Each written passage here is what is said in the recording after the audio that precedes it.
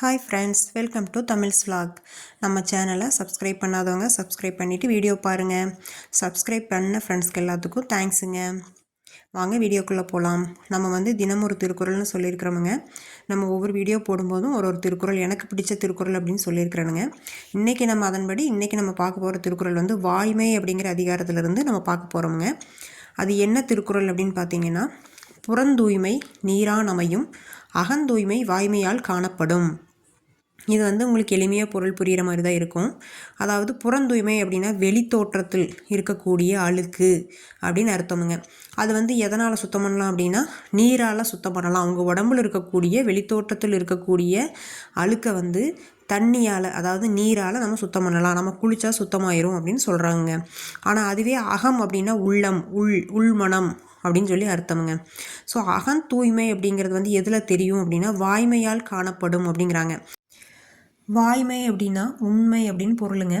அதாவது வாய்மையால் காணப்படும் அப்படின்னா நம்மளுடைய பேச்சு, ஒருவருடைய உள்ளத்தில் தூய எண்ணங்கள் இருக்குதா இல்லை தீய எண்ணங்கள் இருக்குதா அப்படிங்கிறது அவங்களுடைய பேச்சில் வெளிப்படும் அப்படின்னு சொல்கிறாங்க. அதாவது ஒருவர் நம்ம ஏதோ ஒரு விஷயத்த சொல்லும்போது பார்த்திங்கன்னா, அவங்களுடைய முகபாவனைகள்லேயே நம்மளை சொல்லக்கூடிய விஷயங்கள் அவங்களுக்கு பிடிச்சிருக்கா பிடிக்கலையா அல்லது அவங்களுக்கு ஒப்புதல் இருக்குதா இல்லையா அப்படிங்கிறத காட்டிடுவாங்க. ஸோ அது எப்படி நம்ம பார்க்குறோமோ அதே மாதிரி தான் ஒருவருடைய உள்ளம் தூய்மையானதாக இருக்குதா இல்லையா அப்படிங்கிறது அவர் பேசக்கூடிய வாய்மை உண்மையிலிருந்து தெரியும் அப்படின்னு சொல்கிறாங்க. அதாவது புறந்தூய்மை நீரான் அமையும், அகந்தூய்மை வாய்மையால் காணப்படும் அப்படின்னு சொல்கிறோமுங்க. அதாவது ஒருத்தனுடைய தோற்றத்தில் இருக்கக்கூடிய மேல் அழுக்கு, உடம்பு அழுக்குகளை தண்ணியால் நம்ம க்ளீன் பண்ணிடலாம். ஆனால் அதுவே அவனுடைய மனத்தில் இருக்கக்கூடிய அழுக்கு அப்படிங்கிறது அவன் பேசக்கூடிய உண்மையிலிருந்து தான் நம்ம அறிய முடியும் அப்படின்னு சொல்கிறாங்க. அதனால் நம்ம எல்லாருமே முடிஞ்ச வரைக்கும் உண்மையே பேசுவோமுங்க.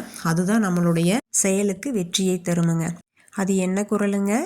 புறந்தூய்மை நீரான் அமையும், அகந்தூய்மை வாய்மையால் காணப்படும். வாங்க நம்ம வீடியோக்குள்ளே போகலாம்.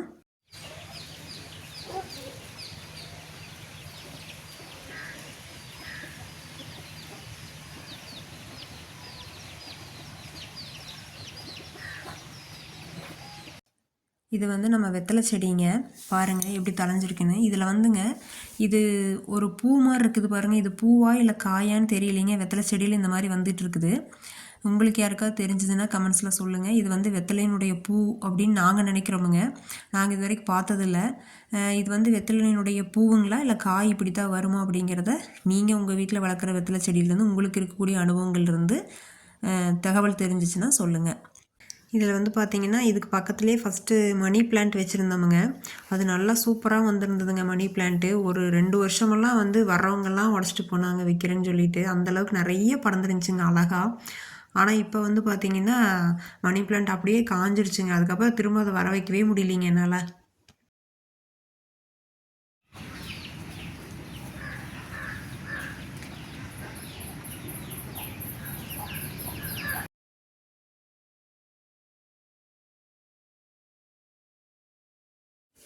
இது நம்ம முருங்கை தோப்புங்க.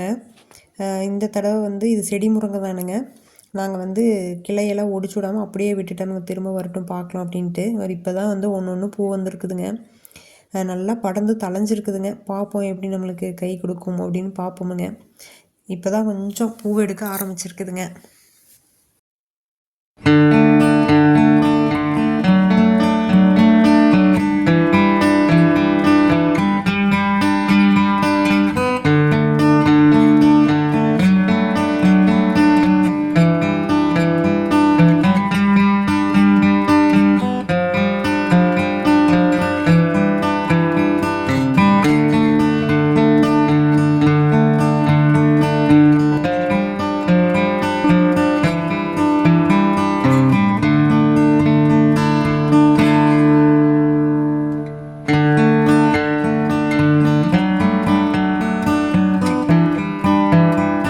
நாவல் மரமுங்க. நாங்கள் இது நட்டு வச்சு தான் உருவாக்கணும். நம்மளது இது நாட்டு நாவல் மரமாக என்னென்னு தெரியலைங்க. இன்னும் காய் பிஞ்சு பூ எதுவுமே காணாமுங்க. நாட்டு நாவல் மரமாக இருந்தால் எப்போ காய் பிடிக்கும்னு சொல்லுங்கள். பாருங்கள், இது எங்கள் தம்பி வேலைங்க. பூரா டிப் பென்சில் வாங்கிட்டு கொடுக்க பாக்ஸ் எல்லாம் சேர்த்தி வச்சுட்டு என்ன வேலை பண்ணுறான் பாருங்கள். ஃபோன் பார்க்குறக்கு ஏதோ க்ரியேட்டிவாக பண்ணுறேன்னு சந்தோஷப்பட்டுக்கலாமுங்க.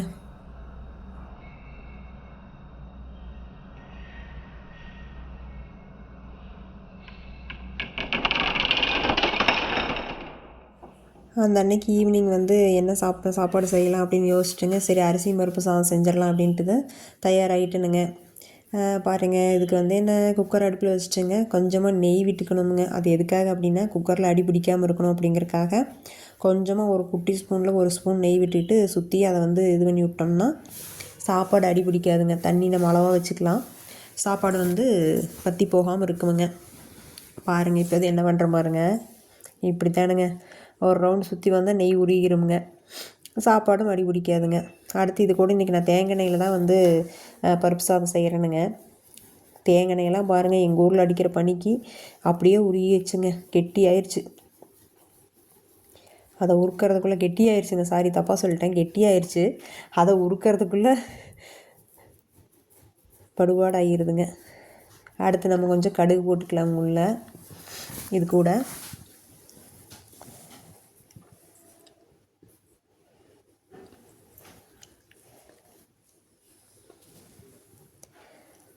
அடுத்து கடுகு வெடித்தோடனே நம்ம வந்து கொஞ்சமாக பல்லரி வெங்காயம் நறுக்கி வச்சுருக்கிறேனுங்க. ஒரு பச்சை மிளகாய்ங்க, ஒரு 2 இனுக்கு கருவேப்பில்லைங்க போட்டுக்கலாமுங்க. போட்டுட்டு கொஞ்சம் வதக்கி விடலாமுங்க. அடுத்து 2 தக்காளி வந்து கட் பண்ணி வச்சுருக்கிறேனுங்க. அதையும் நம்ம உள்ளே ஆட் பண்ணிக்கலாம். அந்த தக்காளி நல்லா மசிய வரைக்கும் வதக்கி விடலாமுங்க. நான் வேறு அடுப்பு ஃபுல்லாக வச்சதுனால நல்லா ஆவி ஃபுல்லாக மேலே வந்துருச்சுங்க. கொஞ்சம் சிம்மில் வச்சு தான் செய்யணும். எனக்கு கொஞ்சம் வேலை இருந்துச்சுங்க. அதனால் கொஞ்சம் சீக்கிரமாக செஞ்சிடலான்னு செஞ்சோம்னா பறக்குதுங்க. இப்போ நான் ஊற்றுற இது வந்து என்னென்னு பார்த்தீங்கன்னா இஞ்சி, பூண்டு, வரமிளகாய், சீரகமுங்க. இவ்வளோ தான் இந்த பருப்பு சாதத்துக்கு நம்ம கூட அரைச்சி ஊற்றுறது. என்னென்னு கேட்டிங்கன்னா இஞ்சி, வெள்ளைப்பூண்டு, வரமிளகாய், கொஞ்சம் சீரகமுங்க. இதுதான் நாங்கள் வந்து பருப்பு சாதம் செய்யக்கூடிய மெத்தடுங்க. அதையும் உள்ள அந்த எண்ணெய்க்குள்ளேயே போட்டோம்னா நல்லா பச்சை வாசமெல்லாம் போயிடுமுங்க. நல்லாயிருக்கும். பாருங்கள், எண்ணெய் பிரிஞ்சு வந்துருச்சு பாருங்கள். அடுத்து இதில் வந்து நம்ம என்ன பண்ணணும்னா நல்லா தக்காளி வந்து வதங்கட்டுங்க. அப்புறம் தான் நம்ம தண்ணி ஊற்றணும். அப்போ தான் தக்காளி வந்து நல்லா வதங்கிச்சுனா தான் கொஞ்சம் சாப்பிட்றதுக்கு நல்லா இருக்குதுங்க. பாருங்கள், மஞ்சத்தூள் நமக்கு தேவையான அளவு அந்த சாப்பாடு எவ்வளோ அரிசி வைக்கிறோமோ அதுக்கு தகுந்து மஞ்சத்தூள் போட்டுக்கலாமுங்க. நான் வந்து ஏற்கனவே துவரம் பருப்பு தான் போட்டுக்கிறேனுங்க. கொஞ்சம் ஊற வச்சுருக்கேன் துவரம் பருப்பையும் அரிசியும். தேவையான அளவு உப்பும் இது கூடவே போட்டுக்கலாமுங்க. போட்டுவிட்டு நல்லா வதக்கி விட்டுறணுமுங்க. பாருங்கள், எப்படி நல்லா வதங்கி வந்துச்சு பாருங்கள்.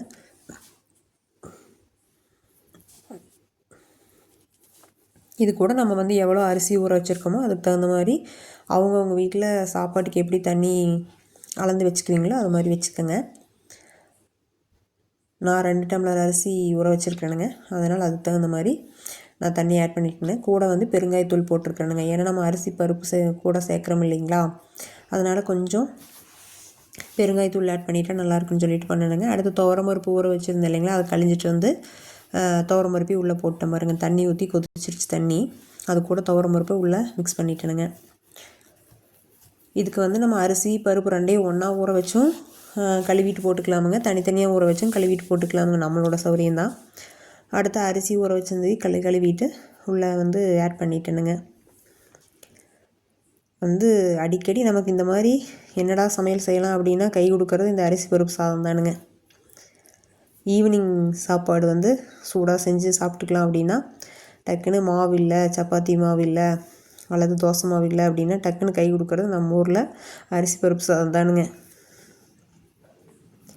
நான் அரிசி ஊற வச்சிருந்த அரிசியை வந்து உள்ளே போட்டுனுங்க. பாருங்கள், கலக்கி விட்டாச்சு. கொஞ்சம் கொதி வரட்டுங்க. அதுக்கப்புறமா நம்ம வந்து மூடி போட்டுக்கலாம். அதுக்கிடையில் இப்போ வந்து பார்த்திங்கன்னா ஒரு தேங்காய் வந்து ஒரு 2 சில்லுன்னு சொல்லலாம், 2 பீஸுங்க. அதை வந்து மிக்சியில் ஒரு ஓட்டி போட்டுனுங்க. கையில் எந்நேரம் திருவுறது அருகாமணி வச்சு அப்படின்ட்டு மிக்சியில் போட்டுங்க ஒரு அடி அடித்து அப்படியே போட்டாச்சுங்க. அதுவும் தேங்காய் பூ மாதிரி தான் இருந்துச்சுங்க. பாருங்கள், விசிலெல்லாம் அடங்கி எல்லாம் முடிச்சதுக்கப்புறம் சூப்பரான அரிசி பருப்பு சாதம் ரெடி ஆயிடுச்சுங்க. இது கூட நெய் ஊற்றி சாப்பிட்டிங்கன்னா சூப்பராக இருக்குமுங்க. அன்னைக்கு நாங்கள் ஈவினிங் இது மாதிரி தான் செஞ்சு சாப்பிட்டோமுங்க. இப்படி பொழுன்னு வந்துருச்சு பாருங்கள். நீங்கள் தண்ணி கரெக்டாக வச்சிட்டிங்க அப்படின்னா சாப்பாடு நல்லா பொழுன்னு வந்துடுங்க. சூப்பரான சூடான அரிசி பருப்பு சாதம் ரெடி ஆயிடுச்சுங்க. அடுத்து வந்து நெக்ஸ்ட்டு ஈவினிங் விலாக்குங்க.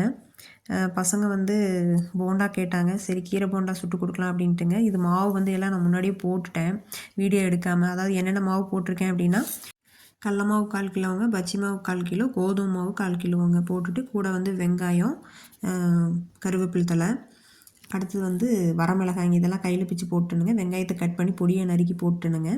கூட வந்து இஞ்சி மிளகுங்க கொஞ்சம் அதை மட்டும் என்ன பண்ணிட்டேன் மிக்சியில் ஒரு ஓட்டு ஓட்டி உள்ளே போட்டுட்டேனுங்க. இது வந்து தண்டு கீரைங்க, அதை வந்து க்ளீன் பண்ணி பொடியை கட் பண்ணி வச்சுருந்தேனுங்க. அது தேவையான அளவுக்கு மட்டும் நம்ம எடுத்துக்கிட்டு மிச்சத்தை நாளைக்கு நம்ம பொரியலாக பண்ணிக்கலாம் அப்படின்னு சொல்லிட்டுங்க. தேவையான அளவு இந்த போண்டாவுக்கு தேவையான அளவு இந்த மாவுக்கு தேவையான அளவு உள்ளே போட்டு மிக்ஸ் பண்ணிட்டேனுங்க. அதுக்கு தேவையான எண்ணெயும் அடுப்பில் ஊற்றி வச்சுட்டேனுங்க. எண்ணெய் சூடாக இருக்குள்ள நம்ம மாவு வந்து மிக்ஸ் பண்ணிக்கலாம். பாருங்கள், இது வந்து கொஞ்சம் சீரகமுங்க, நல்லா சீரகம் போட்டால் கொஞ்சம் வாசமாக இருக்குங்க. அடுத்து எண்ணெய் காஞ்சிருச்சு. கொஞ்சமாக நம்ம ஃபஸ்ட்டு போட்டு பார்க்கலாம் அப்படின்னு சொல்லிட்டு ஒரு 4 பீஸ் மட்டும் போட்டேனுங்க. எப்படி உப்பெல்லாம் சரியாக இருக்குதா, உப்பு போட்டு மிக்ஸ் பண்ணணுங்க இந்த மாவு கூட, நான் சொல்லாமல் விட்டுட்டேன். போட்டு எடுத்து பார்த்துட்டோங்க. பார்க்கும்போது பார்த்தா சூப்பராக இருந்துச்சுங்க. கீரை பக்கோடா சூப்பராக வந்துருந்துச்சுங்க. சரி அப்படியே கண்டினியூ பண்ணி போட்டு கொடுத்தாச்சுங்க. அடுத்து பாருங்கள், நம்ம வீட்டில் இந்த குருவி வந்து பாவமாகவும் இருக்குதுங்க, ரொம்ப கஷ்டமாகவும் இருக்குது. போட்டு இந்த கண்ணாடியை ஒரு வழி பண்ணிடுதுங்க. நானும் கிளாத்தெல்லாம் போட்டு மூடி வச்சு பார்த்தேனுங்க. கொத்துன்னு கொத்தி அந்த கிளாத்தெல்லாம் எடுத்து கீழே போட்டுருதுங்க. திரும்ப அதோட படம் வந்து அந்த கண்ணாடியில் தெரியறனால அதை போட்டு கொத்திக்கிட்டே இருக்குதுங்க. வந்து நம்ம வந்து எப்போ வீட்டில் வேலையெல்லாம் முடிச்சுட்டு கொஞ்சம் அமைதியானோம்னா அது ஆரம்பிச்சிருதுங்க வேலையை. அடுத்து பார்த்திங்கன்னா, நம்ம முருங்கைக்கட்டு பக்கத்துலேயே வந்து நம்ம வீட்டு செலவு காட்டுன்னு சொல்லிட்டுங்க கொஞ்சம் செடிகள்லாம் நட்டு வச்சுருக்கேன். களையெல்லாம் வெட்டி வச்சுருக்கிறேனுங்க. அதெல்லாம் இன்னும் இந்த ஸ்டேஜில் தான் இருக்குது பாருங்கள், குட்டி குட்டியாக இருக்குது. பெருசானோன்னே காட்டணுங்க. இப்போ நம்ம வந்து இளம் முருங்கை வந்து நட்டுருக்கிறது இந்த ஸ்டேஜில் தான் இருக்குதுங்க. இது எடுத்து ஒரு 4 நாள் ஆச்சுங்க இந்த படமெல்லாம். ஆனால் என்னால் எடிட் பண்ணி போஸ்ட் பண்ண முடியல. இப்போ வந்து இன்னும் கொஞ்சம் வளர்ந்துருக்குதுங்க. அடுத்து இன்னொரு 2 இலை வந்துருச்சுங்க.